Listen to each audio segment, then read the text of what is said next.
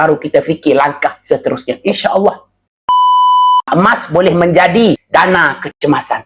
Emas boleh menjadi dana pelaburan. Kenapa emas boleh menjadi dana kecemasan? Sebab emas aset mudah cair, mudah alih. Bila-bila masa kita nak tunaikan mudah. Aset emas tak sama dengan aset hartanah. Kalau tuan-puan ada tanah, rumah, nak dicairkan memerlukan masa 6 bulan paling kurang. Kenapa emas boleh menjadi dana pelaburan? Apabila dah banyak, kita boleh tukarkan kepada aset yang lebih bernilai. Rumah ke apa ke. Mula modal perniagaan ke, insyaAllah. Tapi bermula dulu. Kumpul dulu sikit dalam akaun kita sendiri.